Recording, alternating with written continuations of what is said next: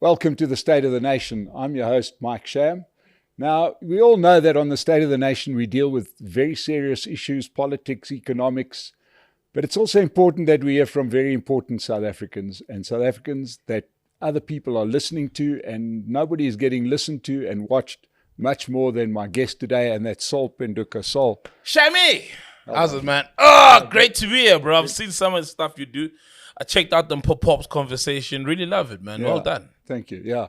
So now you're in this world. Our paths collided where I came onto your show when we were doing a little bit of an election thing. Yeah, I remember. And, then we've done some other work, and we're now in this new world of, which is called podcasting, which I think should be a better term for it. But anyway, but you are really at the moment, where we sort of met up was, you co-host Podcast and Chill, the biggest podcast in Africa. Mm-hmm. Over 1.5 million subscribers. You guys measure in hundreds of thousands. I get excited when mine goes up by 1,000. But, it's been a hell of a ride, hasn't it? It's been a hell of a ride, man. It's such an honor, bro, to be on such a big... I said bros. I hope you don't mind. You can bro me all you like. This is the youngest I've felt in like 40 years, but you keep going. I can bro him all. I'm glad. Please pronounce that R in bro. I can bro you. That's fine. Yeah. Hey man, it's been a great journey. Look, I mean, the vehicle when I found it, that's Podcast and Chill, was moving already. Things just really blew up, though, to a different stratosphere when I joined. And I think that's owing to just the chemistry. Things just clicked amongst myself, Mac, and Ghost Lady, of course, and the team at large. So it's an honor, man. Huge platform. Sometimes it's scary, but I think people tune into it because we're ourselves. And as huge as it is, sometimes you don't want to fuck up. But also, it's that dilemma with being a broadcaster. Sometimes you don't want to fuck up, but when you don't want to fuck up, you tend to take a back seat, and that's that's not why people tune in to watch you. And it's okay sometimes to mess up, and it's once in a while where you do when you get it wrong. And I guess it's the responsibility of coming with such a big platform. You have to be honest and true to yourself, but also not fear to make the mistakes. I think with anything, when when you tread carefully, you're not yourself. But when you're free and you're willing to make those mistakes here and there, that's when, people tune into you and they watch you in your element. So it's a great journey, man, being on the podcast. I won't lie, but it comes with those things. Yes. And those are all internal things that happen in your head. Now, you and Mac share a special chemistry. Yeah. Now that's what, obviously, you, as you said, you weren't there from the very start. Yes. But as soon as you came in, it's been a great fit. It has. I think Mac he's an exceptional talent, and I think part of why a great part of it, in fact, that we got a great chemistry, I'd say it's him, and you see it in his interviews. When he does an interview, he'll sit down with someone who maybe walks into a room and people fear the person. Maybe they've got a big presence, or maybe someone who walks into a room and people don't even realize that there's a person in the room. But if Max sits down with them, he's just able to make people so comfortable. And I think he uses that as well, even when we're working together. And then I do what I do, which I've done for the longest time before on radio. So I think a lot of our chemistry is due to him. He's great, man, at having a conversation, and he's great at, a lot of people have conversations and they are in the conversation in that moment, and that's a great thing because it means you're present. But he's good at being 100% present and yet 100% almost out of the conversation, seeing where it's going to go, and he's already mapped it out in his head, but also he allows... There is leeway for it to go wherever he didn't plan, and yet still be 100% ahead of the conversation. And that takes a real talent. And to read people, I think he can read. I think if he wasn't like a podcaster, he'd probably be a behavioral, psychologist or something. He's really good at just reading people and having a conversation and he brings a science, to having a conversation that I've never seen anyone do. Yeah, he does have that unbelievable ability to make you feel so comfortable. Brilliant guy, man. Yeah, and you get the feeling he can get anybody to confess to anything, just in the way that he does it. Just that soft way. The guards drop, and he's smart enough to ask the right question. And that's not the aim of the podcast, to get people say the wrong things. Yeah. So, bumped into Kagiso Rabada at Pantry up the road. Second time I bump into him, and he was like, I actually want to consider coming on your guys' show, but we need to talk about it first. And I said, bro, we can talk about it, it's fine, but we don't necessarily need to. A lot of people have come on the show, and Mac has made them feel so comfortable that they've revealed incriminating stuff. And that's not our aim. Yeah. Half the things we don't know you did, but if you get that comfortable and you don't have the tact to realize that, I shouldn't be saying this. People come and don't even indulge in the drinks that we have, on offer.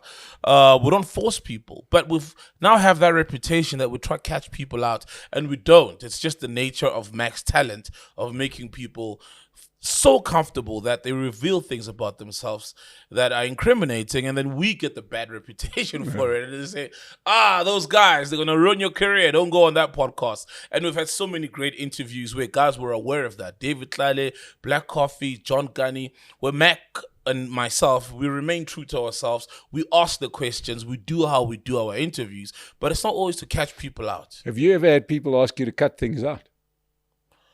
Oh, yeah, we have. Funny enough, we had a guest, and the guest revealed that she was short of money to go study abroad, and the guest then quickly made a call to her aunt, who was the Speaker of Parliament, and she made things happen, and she got like a bursary, right?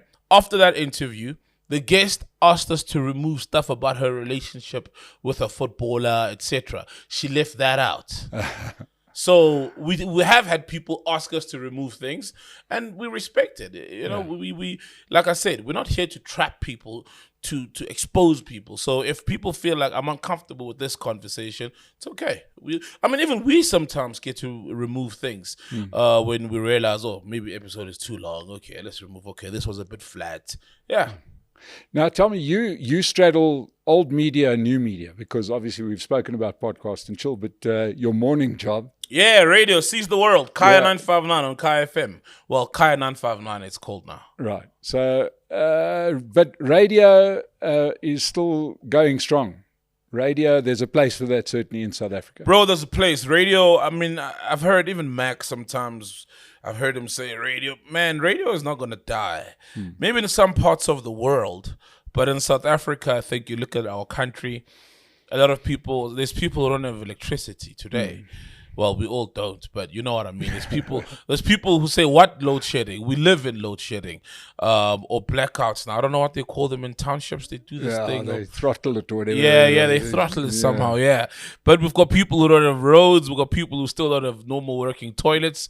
And largely those people have always dependent on radio for information. Our internet is not the greatest. It's got pockets where, there's coverage here.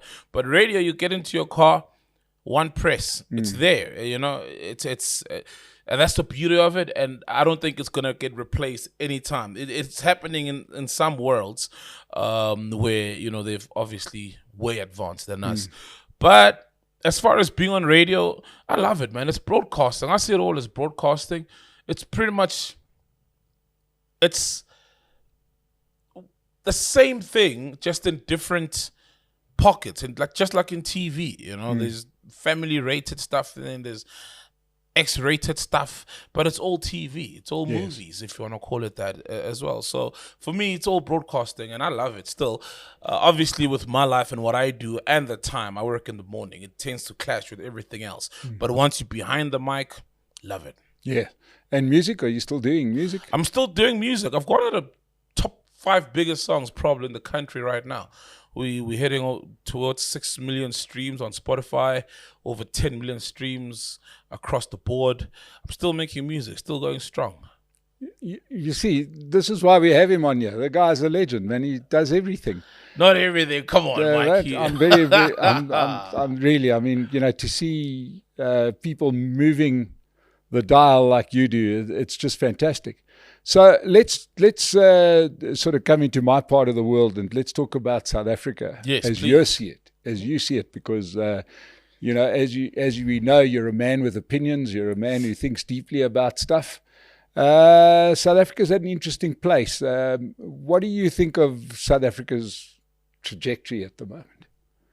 Oh man, we are at a great place because I think we're at a place where people have trusted, been disappointed, and it's like in a relationship, when you trust someone so much because they promise to do these great things for you, and they do some decent things, they do some okay things, they do some things you expect them to do, but time and time again, maybe they hurt you on the really big things, and you have hope, right? And I think we've been at that stage, and now we're at a stage where we realize that, okay, maybe we need to start considering letting go of this person or these people that we've entrusted with power, and yet you look around. I was driving in the township yesterday, and so many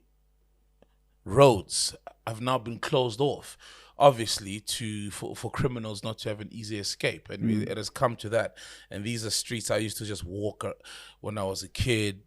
5 years ago, I'd normally just drive, and you look around and things are changing, and they're getting to not an almost hopeless state. You look around Joburg and things are bad. Our cities, our towns, the crime is rife.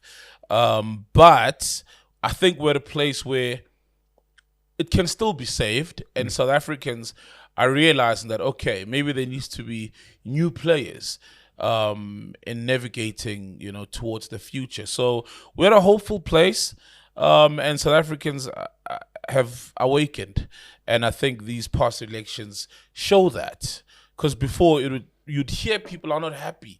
You chill at a bar, you chill with your friends, playing pool, whatever, but we still choose, the same source of our unhappiness. So I think we're at a great place right now, where people are willing to say, okay, we know the past, we know how this freedom and the democracy was won, but we're willing now to give people, the powers on merit. Yeah. I was making this observation the other day. Unless somebody's been very good at blocking the information, but it seems like we have far fewer protests as we used to have compared to what we were having a few years back, because people have taken their power to the ballot box. And you're not seeing the burning tires, the this or that. Yeah. And what that's telling me is that in so many cases, South Africans have said, well, the protests was to get the attention of the party that we're going to vote for anyway, and that wasn't working. But the way that it does get their attention is to vote for somebody else, or to make sure that they deliver. So I must admit, I'm more hopeful than not about South Africa. But the hole is pretty deep that we've dug for ourselves. It's gonna take some work to get the country back to where it could be. There is no doubt. I feel like you're right. The hole is deep, but as deep as it is, we're still closer to the surface than we are to how worse it could get. Yeah. We still have a functioning country where things can work a bit. And I think we've awakened at the right time. We can still, I think we had this conversation when I said, you look at Joburg, man, do you think we can still, get Joburg back to its glory days? Possibly. It's still possible. But the thing is, man, I don't know if it's not even an African thing. We have a lot of respect for our elders, etc. But the old guys, man, are why we're here. Yeah. You know what I mean? I'm hopeful it can still be saved, but it's more of we need now to have people who have a proven record of being able to run things. You know what I mean? Are you able to run things and get things done? And also, we can't necessarily be blind or to the inequality that the country has, but at the same time, we need to give people even jobs and gigs, business deals on merit. Can you get the job done? And that's what we need more of in government. People who can get the job done. I think the important thing is that, and this is why I think it's so important to get you more people can hear from people like you. It's now the baton is firmly in the hands of the next generation. It's now looking so out of line when you see these 70-year-olds in Parliament. Yeah, who are out of touch, man. Out of touch, completely, and I think that it's time for the next generation, and you are one of the people at the head of that next generation that says, no, I'm going to be the guy that stands up and says I'm unhappy with this and that. I'm not going to leave it to the elders. I'm not going to leave it to and talk about ideology, because you can't eat ideology at the end of the day. You want you want things delivered. And South Africa is busy going in a generational change. At last, there's been this big constipation as these old people hung on. Look, Mike, we all play our role, I mean, I'm a broadcaster, so I'll always call out the nonsense. But somewhere out there is someone in my generation who is running huge companies, is managing huge budgets as well. And it's up to, I feel like, those people as well to say, okay, this is what I've done and I've managed to do this for myself or for this part of the private sector. I'm willing to, step in the shoes and look at leading the country, because we can all be young people in the sidelines doing whatever we do, calling out the wrong that we're seeing, but we also need young people in the spaces whereby we can say, okay, you can, be a minister here. You can make a change here and there, because we all make these changes, in our own households. But at a grand scale like that, I do what I do as a podcaster, and then you try and identify. Right now, obviously, there's parties. It's a partisan landscape of politics, and you try to identify those young people within these parties. And sometimes you see them, but sometimes they are not heard or not seen enough, because they are not given the platform that they ought to be. They are not in the top sixes of this of these organizations. But I think the challenge is there. The rest of us will do what we do, and we'll give use the platforms that we have. But we also need other professionals to take up these spaces, so that we then can say, okay, this is who we are electing. But that's about the only challenge, and I don't know how you go about that. Yeah, look, I think you go about that by explaining to people really what matters most. And what matters most is an economy that grows. An economy that grows, as they say, the water, it'll lift all boats. And that makes a hell of a difference, right? I'm not a big fan of this thing about inequality, because inequality is the sign of an economy that's growing. Generally, you don't want an equal society, because the only way you get equality is if everybody is equally poor. You can never get everybody equally rich. There's no or equally well off. No, there's no society in the world where people are equally rich. It's not. And I'll explain to you. True, not equally rich necessarily, but where people are comfortable. There'll always be a world, because of just the world, the nature of the world. There'll always be a police officer. Now, a police officer is not earning the same as a banker, right? But we need, but by inequality, I'm not saying everybody must be equal. Yeah. I'm not saying everybody must earn the same, and the government must put a cap on salaries and, regulate people's lifestyle so that they're all the same. But when equality, I'm just talking about equal access to decent food, decent opportunities, decent, equal opportunities to safety. Right now, we live in a country where if you live in any state, you've bought your safety, but a guy in Vosloorus, doesn't have access to that safety. That's what I mean by equality. Not necessarily that everybody's bank balance should be the same. That's impossible. Yeah. Now, I want to talk about where South Africa sits at the moment, because I think this plays into the space that you are all over, and this is brilliant. I'm always fascinated by South Korea. I'm fascinated. What makes it more interesting about South Korea is that they got independence at the same time, within a month of Ghana.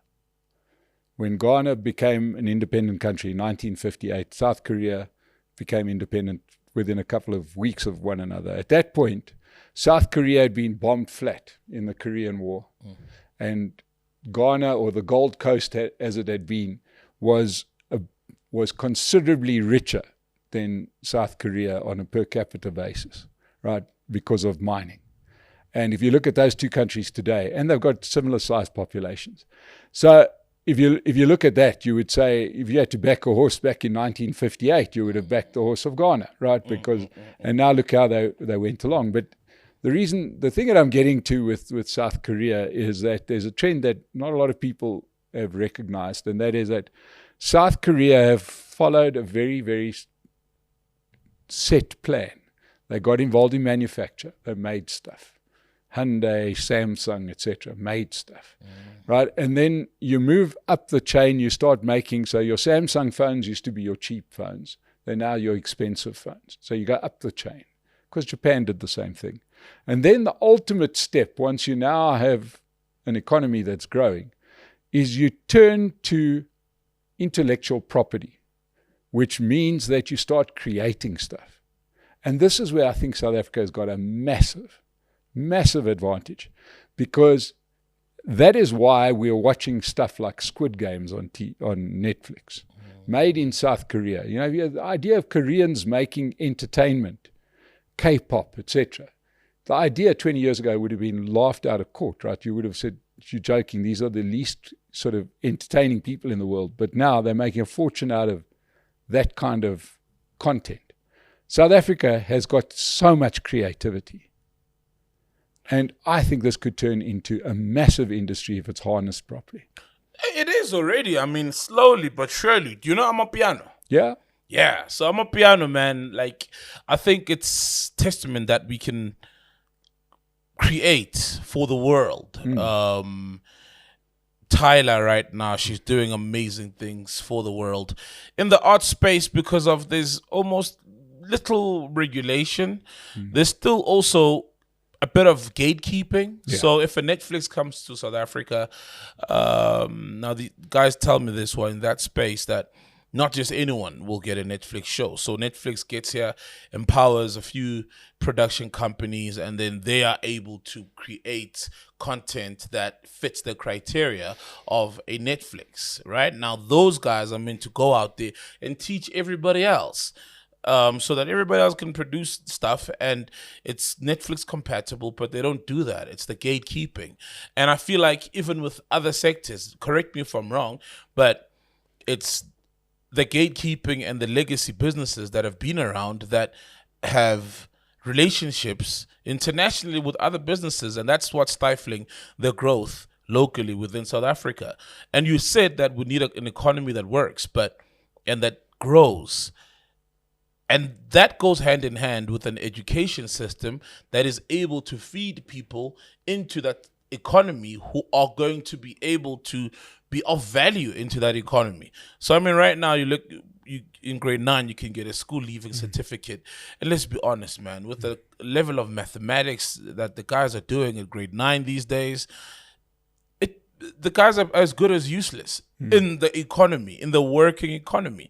And then you'll find then why there'll be people from poorer countries with a stronger education system that are able to come and capitalize, because our schooling system is not even producing at the most basic level, which is like matric and whatever this school leaving certificate they are able to get now between grade 9, grade 10 and 11. So for me, it's happening in the entertainment space slowly, obviously stifled by what you call it, by a bit of gatekeeping. But I don't know why in the technological space it's not happening. And my theory would be because many international, like we are a market for many international products, and they've got a stronghold on local businesses and the decision makers. Otherwise, I don't see why we don't have our own cell phone, for example, a good quality one as it is right now, and so many other things that we've got the natural resources to produce. I don't know. That doesn't make sense to me. Yeah, look, I suppose you've got to pick your battles as well. Do what you can do in the spaces that you can compete. That's podcasting, music. That's exactly what we're doing. And it goes, so which brings us back to Podcast and Chill. You must have a massive following that's now outside of South Africa. We do, but also, to be honest, within Africa, we've got a genuine following outside of South Africans. So you'll find guys in Uganda, Namibia, Kenya, Swaziland. Well, I wouldn't count Swaziland as means. So our 10th province, right? Yeah. But other parts of the continent where citizens of those countries genuinely watch and follow what we do.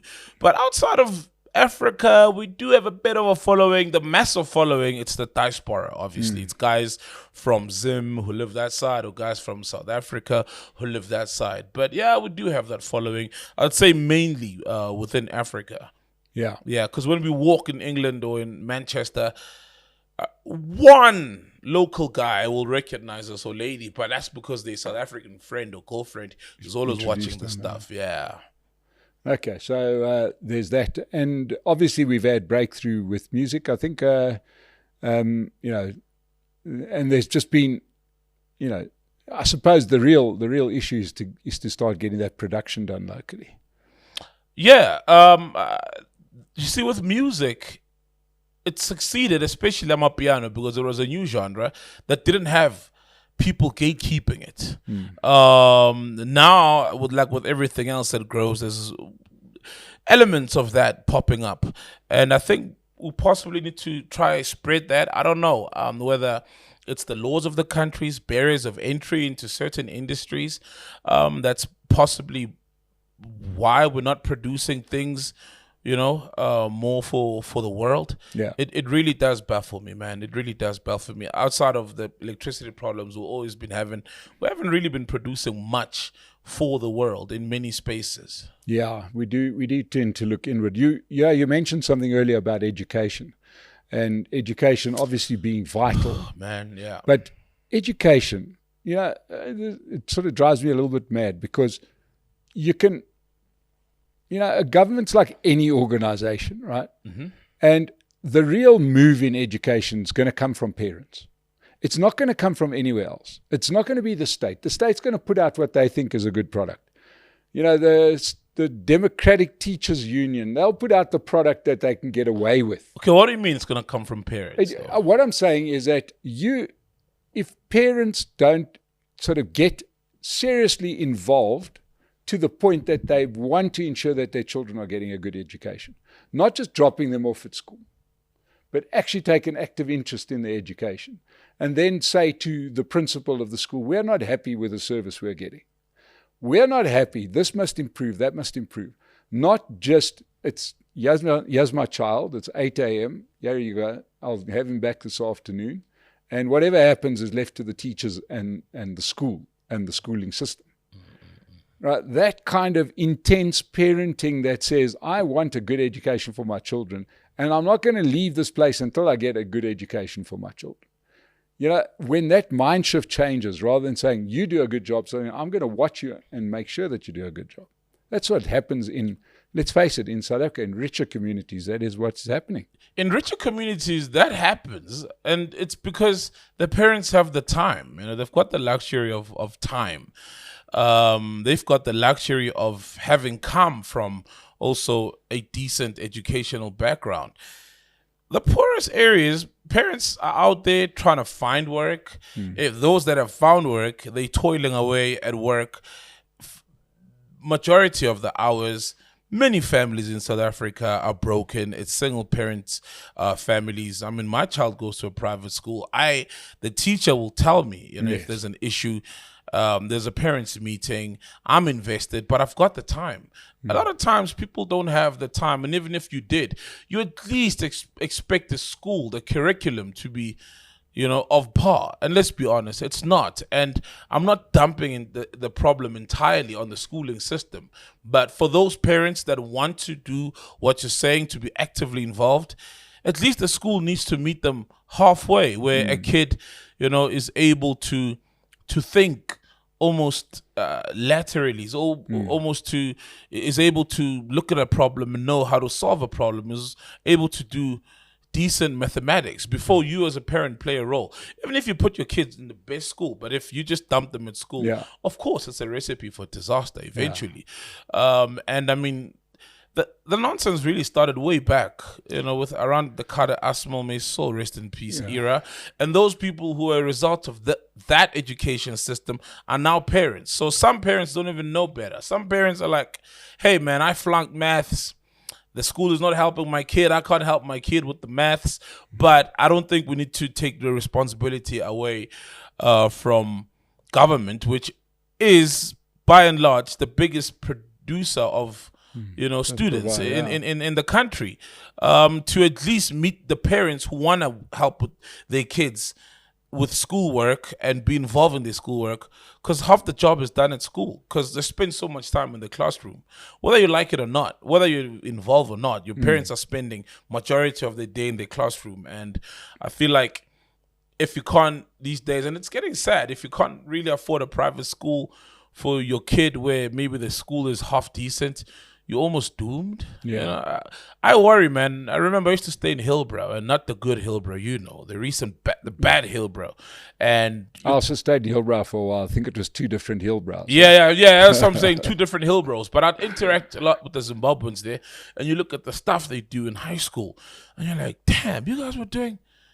We only did like stats and they're the O level and advanced level, but this is still like, it's a place between matric and first year, but they're doing it in high school. And you look at these guys, and the guy's a waiter and a waitress, and way smart, way more articulate than the average South African who matriculates. And I'm not speaking down on South Africans. I'm South African too, but you can see it's chalk and cheese when you look at a country like Zimbabwe, for example, when they produce a kid out of school versus South Africa. And we should be doing way better with the resources that we have, and we do have the resources. I don't know if it's the political will, or is it a strategy to keep maybe the country not as smart so that we're not in tune with what is happening, or maybe they want us more reliant on government. Look, I do think that there is this perverse incentive that we've got at the moment. There's no doubt about it. It suits certain political parties, for example, especially ones that are in government, to keep the country dumb, right? Because then you can say that, you can say, the problem with education is that we need a new bill. The new bill isn't going to stop somebody from doing a shit job. True.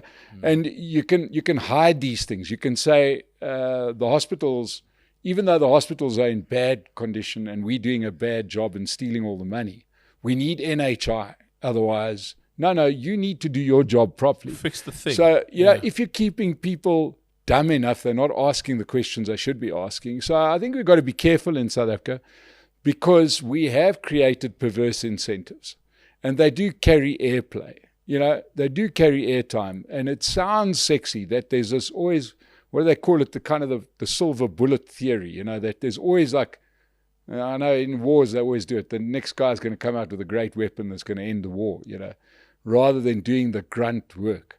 And I think we've got to be careful. People like you and I have to stay vigilant that we are not sort of falling into that trap in South Africa, where we've got some really bad incentives, because we do. Really bad incentives. If somebody said to me, for example, I'm going to build you a house, man, I might just wait on the sidelines until you come and build my house rather than get off and do it myself. Do you know what I mean? I'm saying these are perverse incentives, and it also keeps you sort of beholden to the government. So I think we've got to be careful that some of the things we think are great aren't hurting us. And I've become very unpopular on the show by pointing that kind of stuff out, right? I'll give you for instance. Yeah. I see unbelievably, and people like yourself, and I do understand that you're not the same as everybody. Not everybody else in South Africa is like you with your talents and that. But I don't see a need for you to be given. If you take BEE, for example, I'm very outspoken on this, right? I think it's a bad policy because it's a bad psychological thing. For somebody to say to you, you're lesser than me, that's why you've got to get shares in my business. It's bad. What are they saying about you? Are you joking? You're 10 times more talented than I am, right? You should be starting your own company, not getting a small piece of my company, if you know what I mean. And create 10 more businesses rather than, another shareholder in a different business. I'm saying psychologically, it's a bad thing that we do. And I do not see it. The black people I interact with. So apart from getting the economy to work, then how do you bridge that gap? How do you, in a space where, let's say, a person was not allowed to participate or based on the color of their skin, how do you strike that balance? And I'm not saying give people opportunities or, just give everyone, a charity. But how do you then strike that balance? Because do you think that shouldn't be addressed? No. I think, and I do think that there's previous injustice. I think that there's a natural addressing of that problem. Because the rollout of B has been horrible. Yes. The idea of it, I get it, but the rollout has been bad. The implementation has been bad, and so many deserving, talented people haven't received or the opportunities that some people who are well connected, the select few, have received. You see, and that is exactly my point, is that there is no good way to roll it out because it's a bad idea. Okay, I'm going to tell you, I'm being dead serious. And what I'm saying is that in a country that even if you go back to 1994, had a small and diminishing white population, Indian population, any bit of growth that is fully employed. That was fully employed, right? Let's go back there. Even today, fully employed. Any bit of economic growth, logic tells you, doesn't go to white people or Indian people because they're fully employed, right? By definition, if you create another 1 million jobs, there's not another 1 million white people around that are going to take those jobs, right? So in other words, to me, make your obsession not about changing what you got, but growing the future. Right now, isn't it trying to say, sorry to disturb you, isn't it trying to say that, yes, maybe there's 10 white guys and 500 black people, and when there's 1,000 more jobs and there's 1,000 more black people, they are making these guys rich because these guys are the guys who own the means of production. And I think BE is trying to say we can also have 2, 3, 4 more black guys who also own more means of production. Yes, let the whole pie grow where everybody is employed, but also let even these guys come onto this side where they are as empowered as the other guys. Otherwise, you're saying we'll keep the status quo where it's going to be everybody's employed, but not everybody's the industrialist, or everybody has the opportunity to be that industrialist guy. Whereas these guys were pretty much given that way back. Yeah, well, they weren't. But by the system that was there, yes, it was easier for them to access that. So I think it's a way of saying these guys should also access not charity. Okay. But I'm not talking here. I'm talking practical stuff, right? Okay. You're now moving into the realms of being a proper entrepreneur, right? Yeah. And where did you get the skills from to become this entrepreneur? You got it from somebody else that owned the means of production, right? So you go and work at Kaya. You're not the owner of Kaya. You're not a shareholder in Kaya. You work there. You learn this industry. You say to yourself, you know what? I can go do it myself better. You're probably far more effective in your career now, right? Especially with some of the entrepreneurial stuff you're doing. As opposed to if somebody had given you 10% in this company and now you sit on your back. Now you sit there. Instead, what you've done is you've got practical experience of learning entertainment industry, learning how to work the microphone or learning how to work the camera, etc., etc.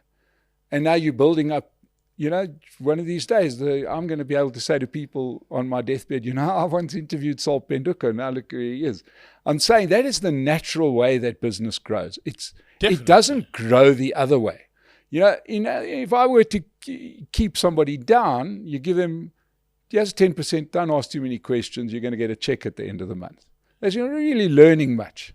Now, here's an interesting thing. In 1980, in the mid-'80s, I'm not even going to put a date to this, because I shudder to think, when I got my first job, middle of apartheid, right? Yeah. Working for a big insurance company in South Africa, one of the biggest.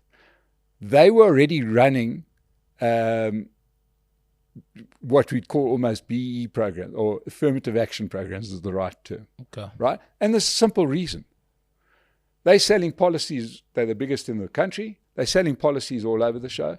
They've sold to every white person that's out there, and now they're only getting a drip feed from that traditional market.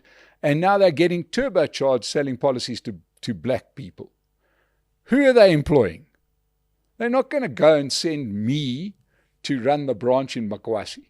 That would be ridiculous. So already back then, I'm saying it's a business imperative that your business is reflective of what the market wants to buy from, right? So, there was a time when all the cashiers in the supermarket were white. It doesn't happen anymore. Why? Because the market, it's just the wrong thing for the market. In a country like South Africa, I'm saying it's kind of redundant, and it's just delaying the real progress, because we've got some real entrepreneurial talent here. Oh, definitely. We've got some great creativity. I can get seriously upbeat about South Africa, right, when I don't think about the politicians, because all the politicians are doing is standing in the way. They're just trying to divide us and get you to start using their talking points like means of production. What is a means of production? That was an 1800s thing, okay? It doesn't. Nowadays you can. It's capital. It's but it's real. It's real. It's not just. It's minor, because I'll tell you why. Yeah. Sorry, once again, I've got a lot of opinions. Yeah. Every success, I do not know of a successful business, and there's millions of business books, right? You always hear a similar story of a successful company. I started it with no money, in the garage, with this, do this, fake it till you make it kind of thing. That's true. I've never read the book that said, somebody pumped billions of dollars into my business, and that's why it's big. I'm saying, inevitably, that is a recipe for disaster. In fact, as somebody who's a businessman first and foremost, I hate the idea of easy capital, because that capital has to be paid back. It's putting you on the back foot. I'll never lend money to somebody starting a business. I want to see that getting past that start phase. Yeah, that's what I mean. Those are the guys who are deserving of the funding. Not a guy who's sitting at home in a shebeen drinking, and you say, here's 10% of a company. And when you know how money works, funding's a terrible thing. That's a bloody noose around your neck, because you have to pay that shit back, Someone owes you. And also when I'm saying some of these things that we just take as like, we need capital, means of production. No, nobody's really got into it to say, how does this work? So where are my means of production? In what we are doing, right? You got a couple of microphones. Great. There's maybe a mixing desk that probably doesn't belong to you. It probably belongs to somebody else that's just been brought in for the day. Yeah. Right? The stuff's being posted up to the internet. Where's your means of production? What means of production are you talking about? You're talking about the stuff that's in my head, right? Really, in the case of what you're doing, you're renting a studio, you're renting equipment. So it's the with us, it would be entrepreneurship, capital, and labor, pretty much. Exactly. So and then the rest is So in the new world, what is the means of production? And the sad reality is that if you and I started making T-shirts, and we make great T-shirts, and we're now doing really well, probably we're going to get onto a plane to China quite quickly and say, hey, I see I can make it for half the price over there. I'm saying the idea of means of production is the wrong conversation. Okay, fair enough. But sometimes we make these T-shirts, right? And now we need to grind and graft in finding shelf space exactly for these T-shirts. And then you'll find that the shelf space has been reserved to the traditional suppliers. Yes. And within the traditional suppliers, I'm getting shut out. Now you're about to... and I've done all the entrepreneurship groundwork. You're about to reinforce my final say on this. Yeah. Right? And that is why, for example, let's take the T-shirt example. Why are those companies that were selling those T-shirts in the 1980s still the only ones selling the T-shirts in 2024? Where are the black entrepreneurs that should have been starting those stores? Not getting a portion of the stores, because, hey, here's a little news flash. If you give somebody a share in a big store, they behave exactly like the people they got the shares from, right? Okay? So I'm saying what you need competition. And I'm saying that BE doesn't foster competition, because what it's saying is, don't start your own podcast, Sol. Let me give you 25% of this podcast.